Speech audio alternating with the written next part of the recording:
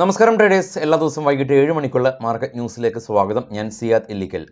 അങ്ങനെ ഇന്ന് Nifty 50-ലെ Reliance, HUL, Cipla തുടങ്ങിയ കമ്പനീസ്, ഈ കമ്പനീസ് നിഫ്റ്റീനെ 22,600 മുകളിലേക്ക് കൊണ്ടുപോയി. 22,600 താഴെ ഇപ്പം നിഫ്റ്റി ക്ലോസ് ചെയ്തു. അതും ഫിനാൻഷ്യൽ സെക്ടറിൻ്റെ യാതൊരു സപ്പോർട്ടും ഇല്ലാതെ. ബാങ്ക് നിഫ്റ്റി ഇന്ന് അതീവ ബീറിഷായിട്ട് നിലകൊണ്ടുവന്നാൽ അവസാന മൊമെൻറ്റിൽ ബാങ്ക് നിഫ്റ്റി ശക്തമായിട്ട് തിരിച്ചു കയറി. റിലയൻസിനെ സംബന്ധിച്ചുള്ള ന്യൂസ് നമ്മൾ രാവിലെ പ്രീ മാർക്കറ്റിൽ ഡിസ്കസ് ചെയ്തിരുന്നു. കൂടാതെ തന്നെ മെറ്റൽ സ്റ്റോക്കുകളിൽ ഉണ്ടായിരുന്ന റാലിക്ക് ഇന്ന് സ്ലൈറ്റ്ലി ഒരു ഇടിവ് കണ്ടു. മെറ്റൽ സ്റ്റോക്കുകളിൽ ചെറിയൊരു പ്രോഫിറ്റ് ബുക്കിംഗ് കണ്ടു. Hindustan aeronautical limited company, defence സെക്ടറിലുള്ള കമ്പനി, സ്റ്റിൽ ബൈയിങ് മോഡിൽ തന്നെയാണ്. ഇന്ന് 3% അപ്പ് രേഖപ്പെടുത്തി. സ്പെഷ്യാലിറ്റി കെമിക്കൽ കമ്പനിയായിട്ടുള്ള ദീപക് നൈട്രേറ്റ്, അവരുടെ മാനേജ്മെൻറ്റിൻ്റെ ഭാഗത്തു നിന്നുള്ള മാർജിൻ പ്രഷർ കണ്ടിന്യൂ ചെയ്യുമെന്നുള്ള കാരണം കൊണ്ട് ഏകദേശം ഒരു 2% ഒരു ഇടിവ് രേഖപ്പെടുത്തി. US മാർക്കറ്റിലേക്ക് നോക്കുമ്പോൾ US ഫ്യൂച്ചർ ഇപ്പോൾ ട്രേഡ് ചെയ്യുന്നത് സ്ലൈറ്റ്ലി നെഗറ്റീവാണ്. US-ൽ നിന്ന് ഫെഡറൽ ഓപ്പൺ കമ്മിറ്റിയുടെ മിനിറ്റ്സ് ഓഫ് മീറ്റിംഗ് വരുന്നുണ്ട്. കൂടാതെ തന്നെ ലോകത്തിലെ ഏറ്റവും വലിയ ചിപ്പ് നിർമ്മാണ കമ്പനിയായിട്ടുള്ള NVIDIA-യുടെ റിസൾട്ടും ഇന്ന് വരുന്നുണ്ട്. ഏഷ്യൻ മാർക്കറ്റുകളെല്ലാം തന്നെ റെഡിലാണ് ക്ലോസ് ചെയ്തിട്ടുള്ളത്. ഓൾമോസ്റ്റ് ഇപ്പോൾ ട്രേഡ് ചെയ്യുന്ന യൂറോപ്യൻ മാർക്കറ്റും നെഗറ്റീവിലാണ് ഉള്ളത്. പക്ഷേ നിഫ്റ്റി അതിശക്തമായ രീതിയിൽ മുകളിലേക്ക് പോയി. 22,600-ലൊക്കെ നിഫ്റ്റി എത്തിച്ചേർന്നിരിക്കുകയാണ്. അപ്പോൾ നമ്മുടെ പ്രൈം മിനിസ്റ്ററും നമ്മുടെ ഹോം മിനിസ്റ്ററും രണ്ടുപേരും പറഞ്ഞിരിക്കുന്നത് റിസൾട്ടിന് ശേഷം നിഫ്റ്റി ശക്തമായിട്ട് മുകളിലേക്ക് പോകുമെന്നുള്ളതാണ്. അപ്പോൾ ഇപ്പോൾ കാണുന്ന ആ ഒരു റാലി ഈ ഒരു കമ്പനീൻ്റെ അടിസ്ഥാനത്തിൽ തന്നെ ഉള്ളതാണ്. നിഫ്റ്റിയുടെ ചാർട്ട് നമ്മളിന്ന് നോക്കുന്നില്ല. നമ്മളിന്ന് നോക്കുന്നത് ബാങ്ക് നിഫ്റ്റിയുടെ ചാർട്ടാണ്. നിഫ്റ്റിയുടെ ചാർട്ട് നമുക്കറിയാം, നിഫ്റ്റി ഒരു 60 പോയിൻ്റ് അപ്പ് ക്ലോസ് ആയി. എന്നാൽ ബാങ്ക് നിഫ്റ്റി കാണാം ഓപ്പണിംഗ് റേഞ്ചിൽ നിന്ന് ചെറിയ രീതിയിലൊരു അപ്സൈഡ് പോയി. അതിനുശേഷം ബാങ്ക് നിഫ്റ്റി ഇൻട്രാഡേ ഹൈ ആയിട്ടുള്ള 48,100-ൽ നിന്ന് 682 പോയിൻ്റ് ഇടിവ് രേഖപ്പെടുത്തി. അതിനുശേഷം ബാങ്ക് നിഫ്റ്റി 47,400 റേഞ്ചുകളിൽ സപ്പോർട്ട് എടുത്ത ബാങ്ക് നിഫ്റ്റി അതേ റേഞ്ചിൽ നിന്ന് 528 പോയിൻ്റ് അവസാന സമയത്ത് സ്പൈക്ക് ചെയ്ത് 1% ഇൻട്രാഡേ ലോയിൽ നിന്ന് 1% ഒരു റാലി ഉണ്ടാക്കി. അപ്പോൾ ബാങ്ക് നിഫ്റ്റിയിൽ ഇപ്പോൾ സംഭവിക്കുന്ന ഒരു പ്രതിഭാസം, ഏത് ഇൻഡെക്സിലാണോ എക്സ്പയറി ഉള്ളത് ആ ഇൻഡെക്സ് നിഫ്റ്റി മൂവ് ചെയ്യുന്നത് പോലെ മൂവ് ചെയ്യാതെ വേറെ ഒരു ഡയറക്ഷനിൽ മൂവ് ചെയ്യുന്ന ഒരു പ്രതിഭാസമാണുള്ളത്. അതുകൊണ്ട് തന്നെ ഇപ്പോൾ ഡെയിലി എക്സ്പയറിയിലൊക്കെ ട്രേഡ് ചെയ്യുന്ന ആളുകൾക്ക് കുറച്ചും കൂടി കണ്ണ് നമ്മളുടെ ചാർട്ടിൽ നിന്ന് എടുക്കാതെ രീതിയിൽ ട്രേഡ് ചെയ്യുന്ന, അല്ലെങ്കിൽ ഫുൾ ഫോക്കസ് നമ്മൾ കൊടുക്കേണ്ട സിനാരിയാണ് ഉള്ളത്. ഫിൻ നിഫ്റ്റിയുടെ എക്സ്പയറി വരുമ്പോൾ നിഫ്റ്റിയിൽ പ്രശ്നമൊന്നുമില്ല, എന്നാൽ ഫിൻ നിഫ്റ്റി സ്പൈക്ക് ആവും. ബാങ്ക് നിഫ്റ്റിയുടെ എക്സ്പയറി ആകുമ്പോൾ ബാങ്ക് നിഫ്റ്റി സ്പൈക്ക് ആവും, നിഫ്റ്റിയിൽ പ്രശ്നമൊന്നുമില്ല. അത്തരത്തിലാണ് ഇപ്പോൾ മാർക്കറ്റിൻ്റെ ഒരു പോക്ക്. പക്ഷേ ഇന്ന് വിക്സ് ഏകദേശം ഒരു 1.5% ഫോൾ ഉണ്ടാക്കിയിട്ടുണ്ട്. നിഫ്റ്റി 68 പോയിൻറ്റും സെൻസെക്സ് 267 പോയിൻറ്റിൻ്റെയും ഒരു റാലി രേഖപ്പെടുത്തിയപ്പോൾ ബാങ്ക് നിഫ്റ്റി 266 പോയിൻറ്റിൻ്റെ ഫോൾ ഉണ്ടാക്കിയിട്ടുണ്ട്. പക്ഷേ ബാങ്ക് നിഫ്റ്റി നമ്മൾ നേരത്തെ കണ്ടു, ആ ഒരു ഗെയിൻ ഉണ്ടായിരുന്നില്ലെങ്കിൽ ബാങ്ക് നിഫ്റ്റി വലിയ രീതിയിൽ ഫോൾ ആയേനെ.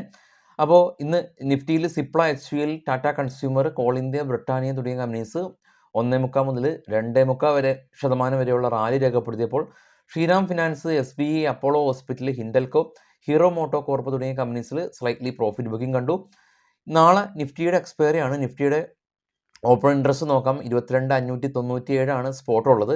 22,500, 400, 300, 200 റേഞ്ചുകൾ മേജർ റെസിസ്റ്റൻസ് സോണായിട്ടും 22,800, 23,000 ഇപ്പോൾ ഏറ്റവും കൂടുതൽ ഹയർ ഓപ്പൺ ഇൻട്രസ്റ്റ് ഉള്ളത്. ഇനി നമുക്ക് ഗ്ലോബൽ മാർക്കറ്റ് നോക്കാം. ഏറ്റവും ടോപ്പിൽ ബിറ്റ്കോയിൻ 880 പോയിൻ്റ് ഇടിഞ്ഞ് 70,000. Gold $2,415 per ounce. Brent oil $82 per barrel. Australia റെഡിലടച്ചു. China flat. കൊറിയ റെഡിലടച്ചു. നിക്കി ജപ്പാൻ മാർക്കറ്റ് റെഡിലടച്ചു. ഡോ ഫ്യൂച്ചർ നെഗറ്റീവാണ്. India VIX 1.57 ഫോളായി.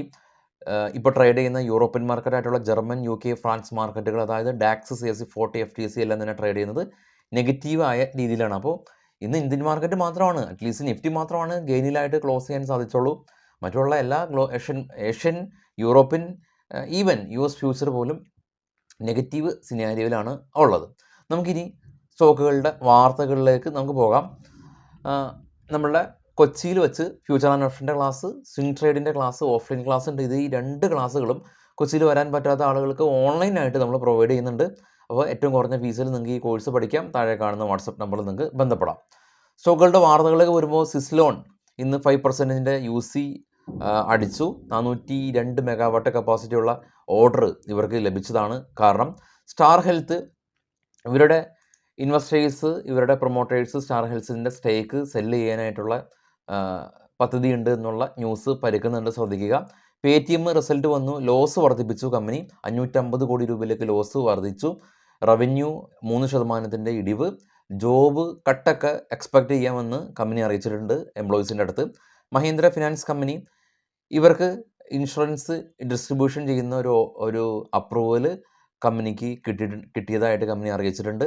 DB corp company ഇന്നും റാലി രേഖപ്പെടുത്തിയ കമ്പനി, ഇവരുടെ Q4 റിസൾട്ട് ഓൾമോസ്റ്റ് ട്രിപ്പിൾ ആയിട്ടുണ്ട്. കൂടാതെ തന്നെ കമ്പനി ഡിവിഡൻഡ് 8 രൂപ പ്രഖ്യാപിച്ചിരുന്നു. BEL കമ്പനി ഇന്ന് ഒരു ഇൻട്രാഡേ ലോയിൽ നിന്ന് 7% റിക്കവറി രേഖപ്പെടുത്തിയിട്ടുണ്ട്. കമ്പനി Q4 റിസൾട്ട് മോശമായിരുന്നു, പക്ഷേ പോസിറ്റീവായിട്ടുള്ള മാനേജ്മെൻറ്റ് കമൻട്രി ഈ ഒരു ഫിനാൻഷ്യൽ ഇയറിൽ കമ്പനി ഗെയിൻ ചെയ്യുമെന്ന് മാനേജ്മെൻറ്റ് അഭിപ്രായപ്പെട്ടു. സൺ ഫാർമ നെറ്റ് പ്രോഫിറ്റ് 33% ഉയർന്ന് 2654 കോടി രൂപ കരസ്ഥമാക്കി. ഡിവിഡൻഡ് 5 രൂപ പ്രഖ്യാപിച്ചു. കഴിഞ്ഞ ദിവസമാണ് സൺ ഫാർമയുടെ സബ്സിഡിയറി കമ്പനിയായിട്ടുള്ള ടാരോ ഫാർമ US-ലും പ്രോഫിറ്റ് പ്രഖ്യാപിച്ചത്. സ്വാഭാവികമായ രീതിയിലും സൺ ഫാർമയിലും നമ്മൾ പ്രോഫിറ്റാണ് എക്സ്പെക്റ്റ് ചെയ്തത്.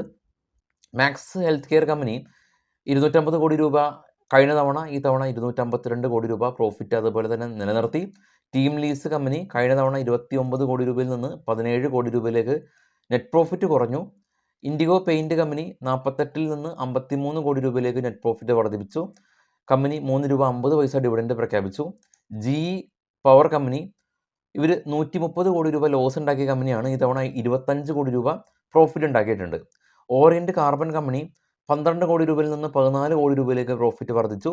കാവേരി സീഡ്സ് കമ്പനി, ഇവർ 15 കോടി രൂപ ലോസിൽ നിന്ന് 2 കോടി രൂപ ലോസിലേക്ക് ലോസ് ചുരുക്കിയിട്ടുണ്ട്. പക്ഷേ സ്റ്റിൽ കമ്പനി ലോസിൽ തന്നെയാണ്. ലോസ് വലിയ തോതിൽ കുറച്ചുകൊണ്ട് വരാനായിട്ട് പറ്റി. ദീപക് നൈട്രേറ്റ് കമ്പനിയെ സംബന്ധിച്ച ന്യൂസ് നമ്മൾ നേരത്തെ ഡിസ്കസ് ചെയ്തിരുന്നു. ഇവരുടെ പുതിയ ഒരു കാർബൺ പ്ലാന്റ് കമ്പനി ഇനാഗ്രേറ്റ് ചെയ്യുന്നുണ്ട്. BEL കമ്പനി 1150 കോടി രൂപയുടെ ഓർഡർ കിട്ടിയിട്ടുണ്ട്. TCS കമ്പനി ബർഗൻ ബാങ്കിൻ്റെ ഭാഗത്തു നിന്ന് പുതിയൊരു ബിസിനസ് കോൺട്രാക്റ്റ് കമ്പനിക്ക് ലഭിച്ചിട്ടുണ്ട് എന്നുള്ളതാണ് ഇപ്പോഴുള്ള ന്യൂസ്. ഇനി IPO details, dividend details, result announcement, result കണ്ട് തുടങ്ങിയ മറ്റുള്ള എല്ലാ ഇൻഫർമേഷൻസും നമ്മുടെ വെബ്സൈറ്റായിട്ടുള്ള വിസ്മയ ട്രേഡിങ്ങിലെ ട്രേഡ് ബഡ്ഡി എന്ന് പറയുന്ന ടാബിൽ ലഭ്യമാണ്. അപ്പോൾ മാർക്കറ്റ് നേരത്തെ സൂചിപ്പിച്ച പോലെ തന്നെ 22,500 മറികടന്ന് 22,600 പരിസരത്ത് നിഫ്റ്റി എത്തി നിൽക്കുകയാണ്. അപ്പോൾ മറ്റുള്ള എല്ലാ മാർക്കറ്റും നെഗറ്റീവ് സിനാരിയോയിൽ പോകുമ്പോഴാണ് നിഫ്റ്റിയുടെ ഇത്ര ശക്തമായിട്ടുള്ള ഒരു പോക്ക്. പിന്നെ കൂടാതെ തന്നെ ഇപ്പോൾ നമ്മൾ ഇന്ന് കണ്ട ഒരു പ്രതിഭാസം, ഈ നമ്മളുടെ വിക്സ് ഏകദേശം ഒരു 1.7% ഒരു ഫോളാണ് ഉണ്ടാക്കിയിട്ടുള്ളത്. നിഫ്റ്റിയുടെ ഓൾ ടൈം ഹൈ 22,777 ഇപ്പോൾ നിഫ്റ്റിയുടെ സ്പോട്ട് 22,597 എന്ന നിലയിലാണ് ഉള്ളത്. അതായത് ഇപ്പോഴത്തെ നമ്മളുടെ ഇന്നത്തെ ക്ലോസിങ്ങിൽ നിന്ന് വളരെ അടുത്ത് തന്നെയാണ് നിഫ്റ്റി നിൽക്കുന്നത്. ഏകദേശം ഒരു 189 പോയിൻ്റ് അകലെയാണ്. ഓൾ ടൈം ഹൈയിൽ നിന്ന് 189 പോയിൻ്റ് താഴെയാണ് നിഫ്റ്റി ഇപ്പോൾ നിൽക്കുന്നത്. അഥവാ ഇപ്പോഴത്തെ കറണ്ട് സ്പോട്ടിൽ നിന്ന് 189 പോയിൻ്റ് സഞ്ചരിച്ചാൽ നിഫ്റ്റിക്ക് അതിൻ്റെ ഓൾ ടൈം ഹൈയിലേക്ക് എത്തിച്ചേരാം. ബാങ്ക് നിഫ്റ്റി പക്ഷേ ഓൾ ടൈം ഹൈയിൽ നിന്ന് വളരെ ബഹുദൂരം പിന്നിലാണ് നിൽക്കുന്നത്. അപ്പോൾ എനിവേ ബാങ്ക് നിഫ്റ്റിയും പ്രൊപ്പോർഷനായിട്ടല്ല ഇപ്പോൾ മൂവ് ചെയ്യുന്നത്. ഫിനാൻഷ്യൽ കമ്പനീസിൻ്റെ എല്ലാം തന്നെ ഒരു ഡ്രാഗ് ആയതുകൊണ്ട്. പക്ഷേ ബാങ്ക് നിഫ്റ്റിയും നിഫ്റ്റിയുടെ പ്രൊപ്പോർഷനായിട്ട് മൂവ് ചെയ്യും എന്ന് നമുക്ക് എക്സ്പെക്റ്റ് ചെയ്യാം. ഇനിയിപ്പോൾ വലിയൊരു ഘട്ടം വോട്ടെടുപ്പിൻ്റെ കഴിഞ്ഞിട്ടുണ്ട്. ഇനിയും വോട്ടിൻ്റെയും എക്സിറ്റ് പോളിൻ്റെ ഫലവും മറ്റുള്ള കാര്യങ്ങളൊക്കെ വരേണ്ടതായിട്ടുണ്ട്. കാത്തിരിക്കാം. ജൂൺ 4 ഫലം വരുന്നത്.